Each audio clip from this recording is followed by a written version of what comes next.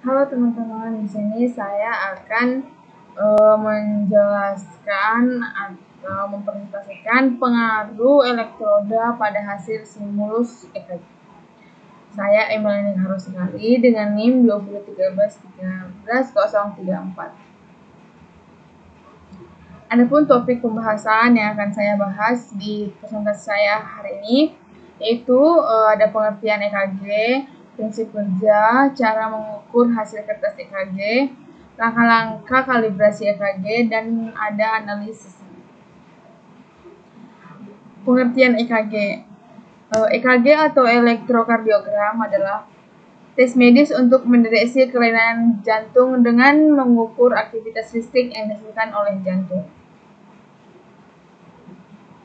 Nah, prinsip kerjanya yaitu aktivitas elektrik ditimbulkan oleh sel jantung sebagai ion yang bertukar melewati membran sel. Elektroda yang dapat mengantarkan aktivitas listrik dari jantung ke mesin EKG ditempatkan pada posisi yang strategis di ekstremitas dan prekordium dada.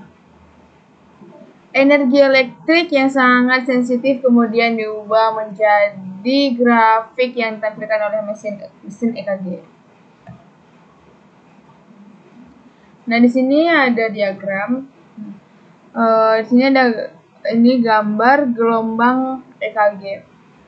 Nah, tampilan ini disebut elektrokardiogram. Kontraksi jantung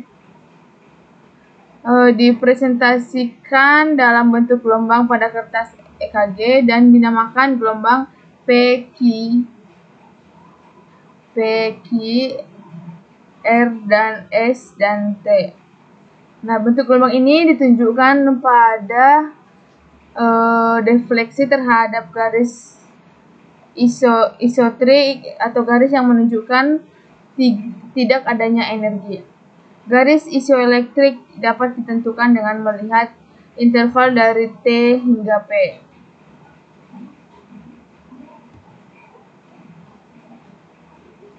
Nah, ini cara mengukur hasil kertas EKG. Pengukuran heat rate dan kecepatan kertas yang diukur adalah puncak RPR, sedangkan untuk mengukur amplitudo yang diukur adalah T-nya.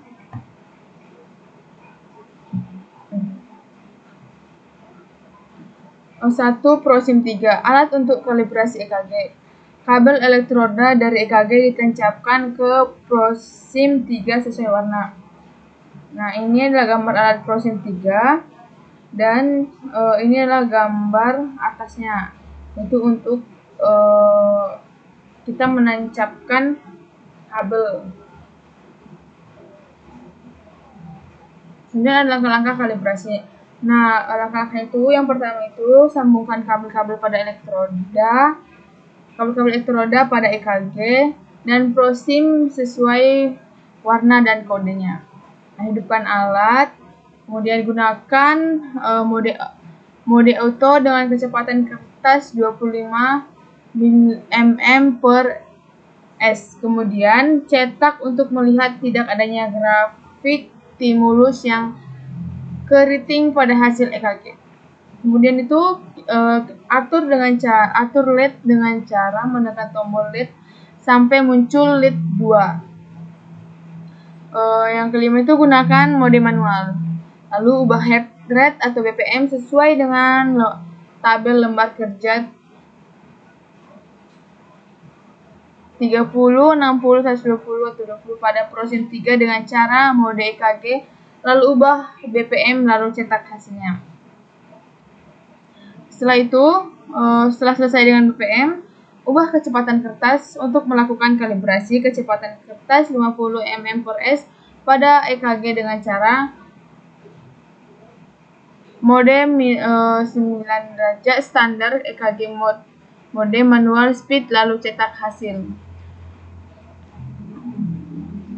Yang ketujuh,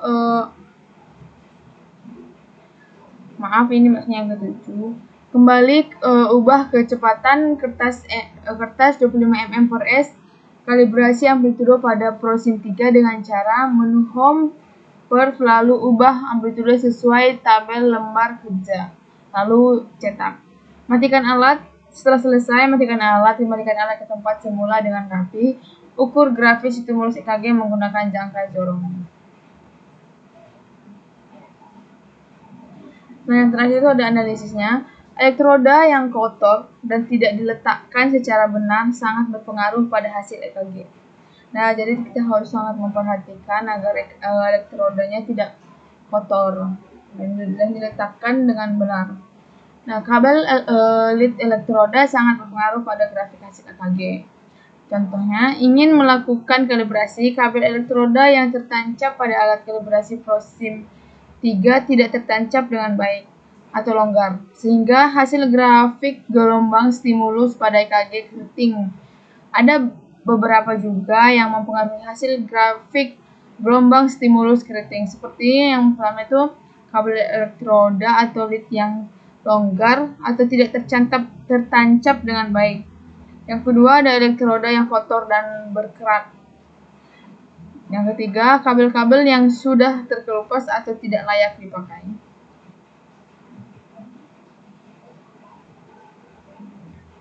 Nah, ini adalah hasil stimulus EKG keriting.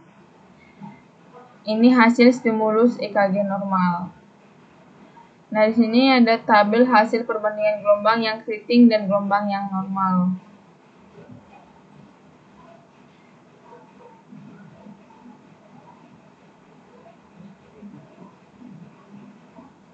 Nah, oke teman-teman, sekian dan terima kasih. Materi tersebut saya ambil dari studi kasus Mbak Maria Clara Pamela Nagul. Nah, terima kasih. Dadah.